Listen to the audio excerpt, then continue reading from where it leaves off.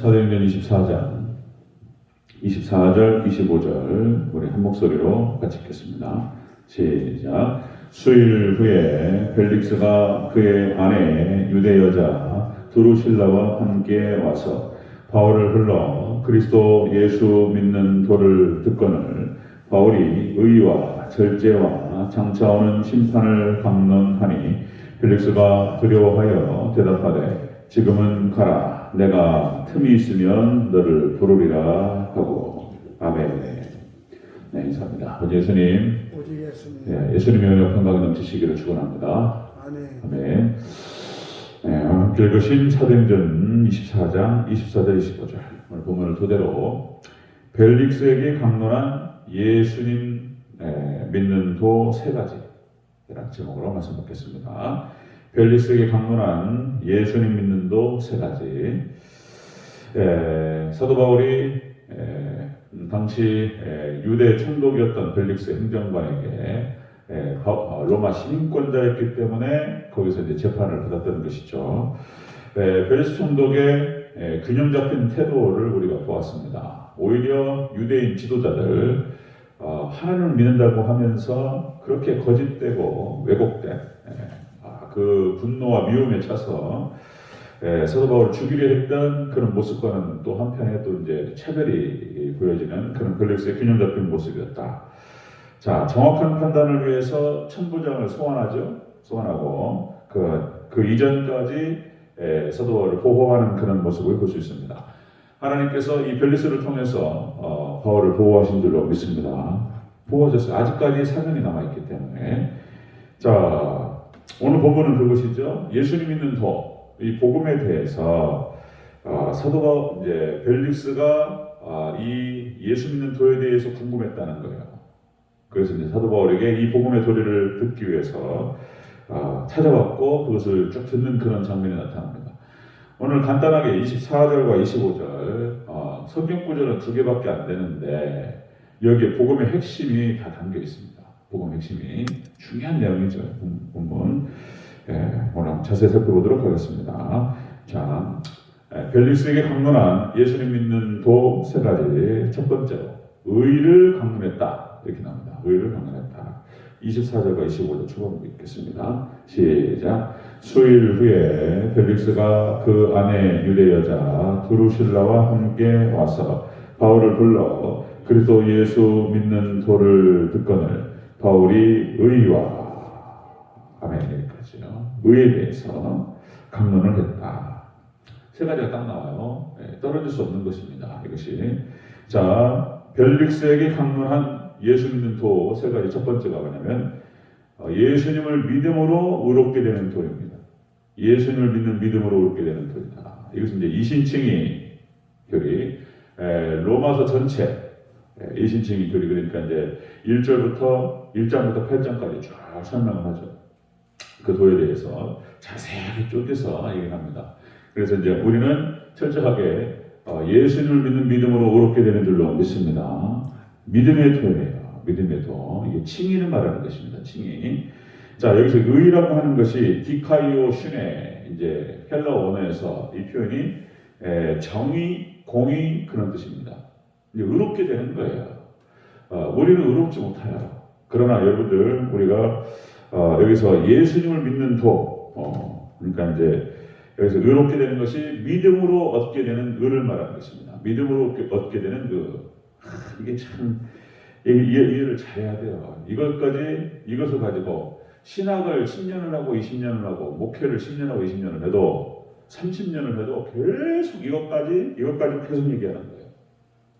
이것까지 계속 헷갈리고 이런 얘기. 자, 로마서 1장 17절 말씀. 복음에는 하나님의 의가 나타나서 믿음으로 믿음에 이르게 하나니 기록된 바 오직 의인은 믿음으로 말미암아 살리라 하는 것 같으니라. 오직 의인은 믿음으로 말미암아 산다.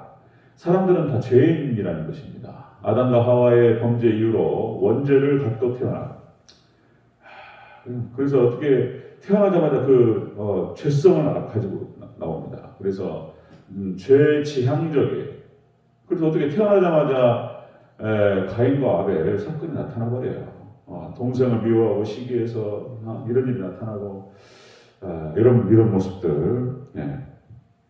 여러분들, 우리는 완전한 의 대신 예수님과 연합됨으로 말미암아서 우리는 구원을 얻는다. 여기서 이제 믿는다라고 하는 것이 예수님을 믿음으로 말미암아서 얻게 된다. 그러니까 이제 이 믿음이라고 하는 것을 로마서에서는 계속 그렇게 설명합니다. 믿음이 대체 뭐냐? 믿음이 거기서 이제 로마서에서는 그런 설명을 하죠. 예수님을 구주로, 그리고 왕으로, 그리고 신랑으로 영접한다는 거예요. 마음 중심에서부터. 이 마음 중심에서 영접한다. 그래서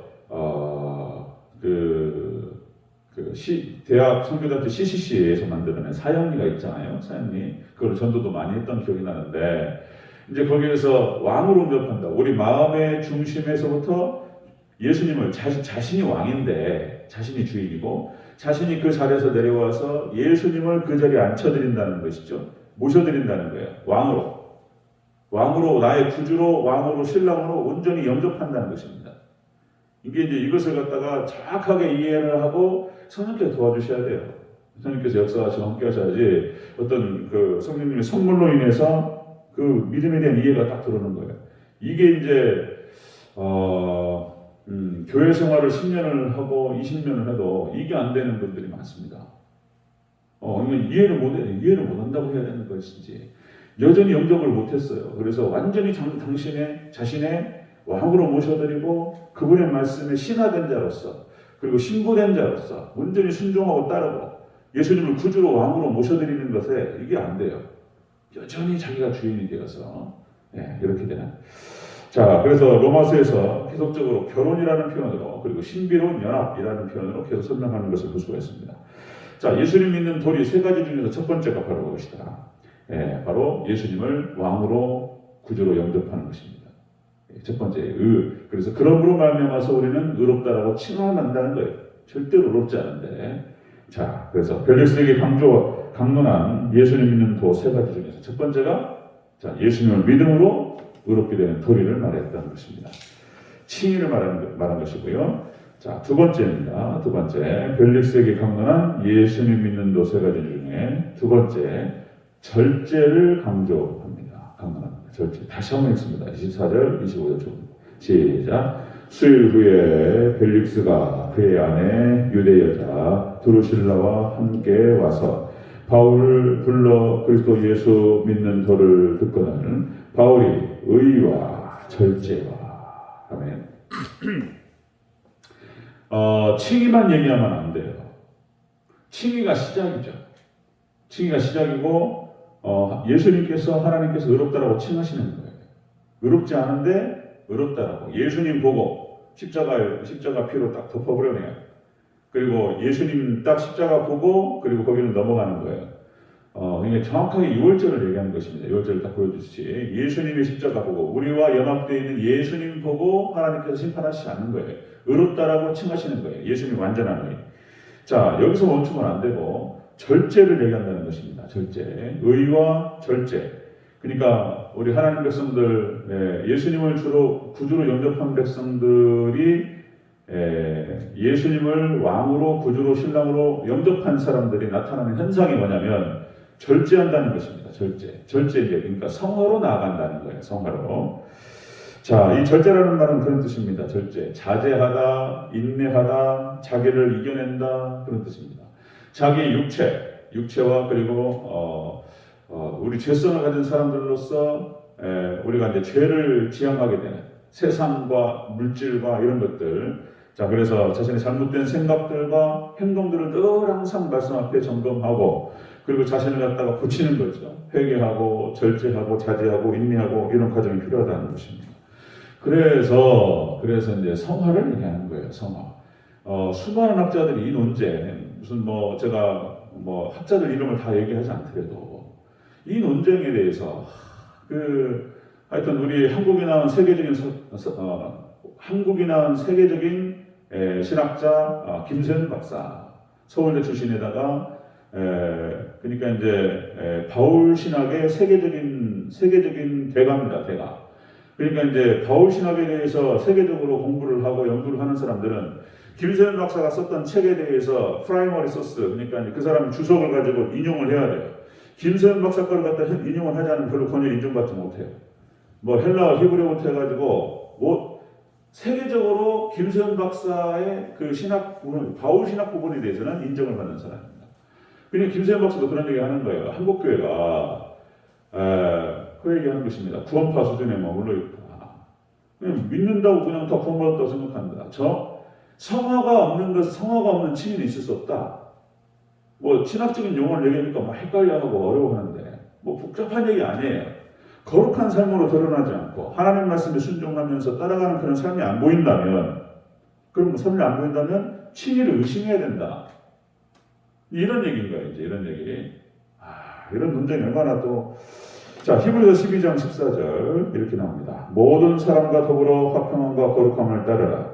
이것이 없이는 아무도 주를 보지 못하리라.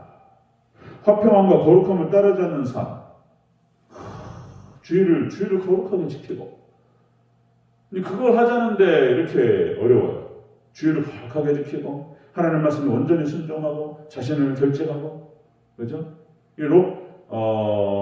그러니까 이제 이스라엘 백성들이 그러니까 이제 유월절을 지내고 출애굽을 하는 걸 칭의라고 말한다면 40년 광야 생활을 지나서 가나안 땅에 들어갈 때 이 정복 전쟁이 있는 거예요. 그냥 들어가는 게 아닌 것입니다.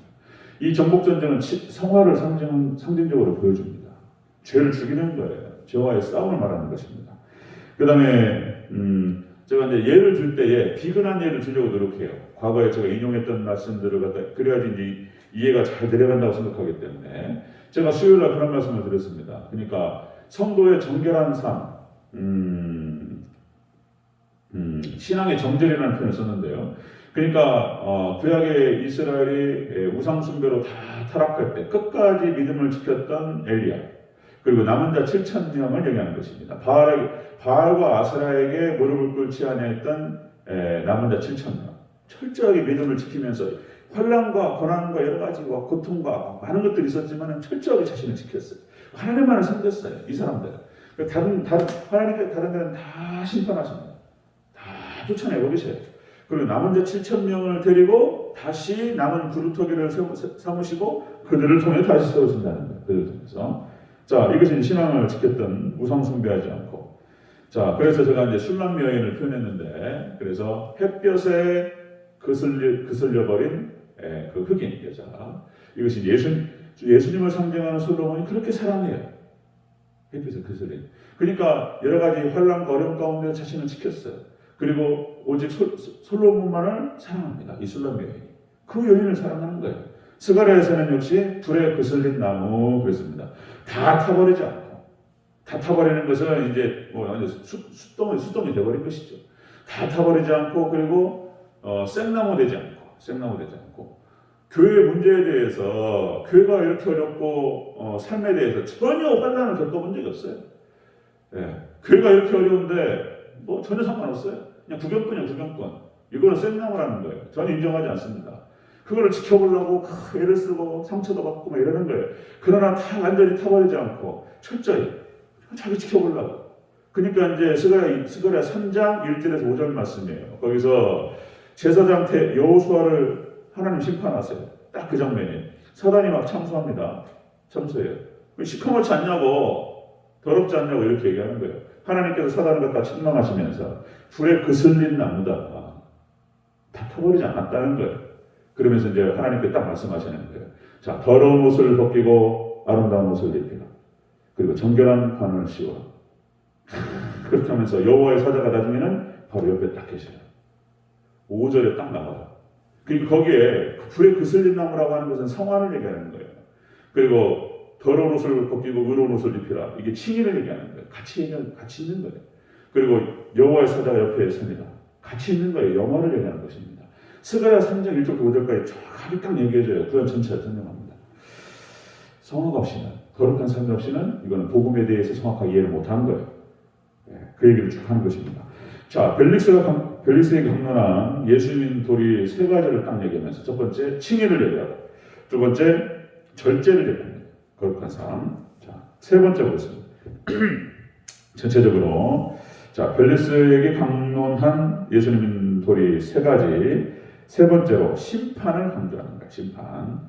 자, 우리 24절과 25절 전체적으로 다시 한번 보겠습니다. 시작. 수일 후에 벨릭스가 그 아내 유대 여자 드루실라와 함께 와서 바울을 불러 그리스도 예수 믿는 도를 듣거늘 바울이 의와 절제와 장차오는 심판을 강론하니 벨릭스가 두려워하여 대답하되 지금은 가라. 내가 틈이 있으면 너를 부르리라 하고. 아멘. 심판을 강론했다.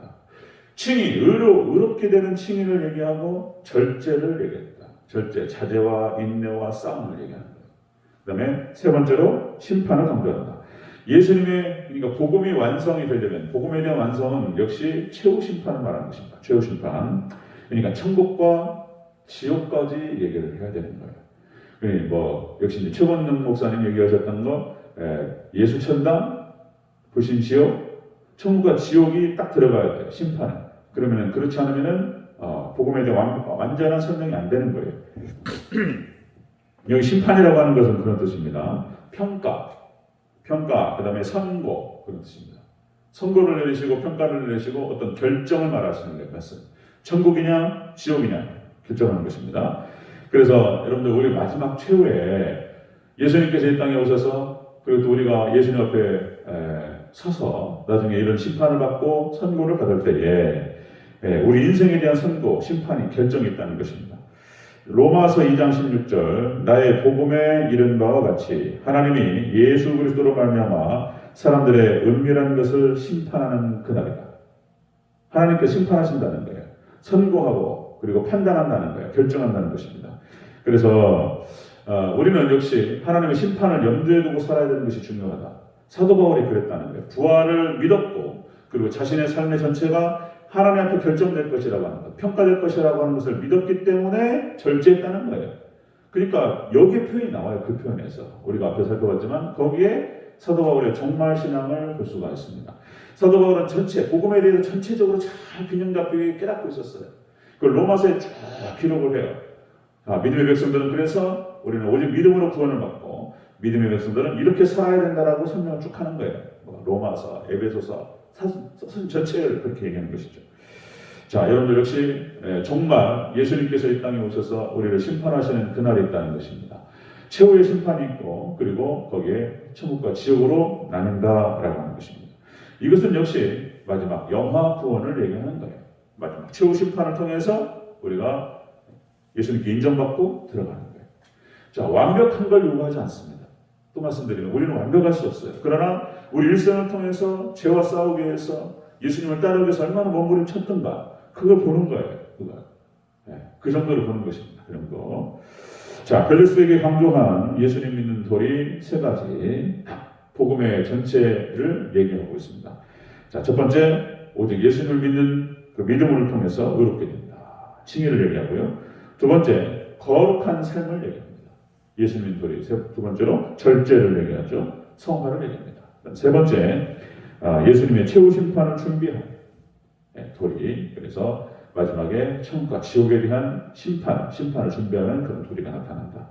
그래서 여러분들 우리가 온전한 믿음 안에서 예수 그리스도를 믿는 믿음을 통해서 의롭다 칭하심을 받고 그리고 절제의 삶을 통해서 거룩한 삶을 살아가고 그리고 마지막 최후 심판을 준비하면서 그렇게 끝까지 믿음으로 나아가는 승리하는 저와 여러분 되시기를 주의 이름으로 축원합니다. 아멘. 기도하겠습니다.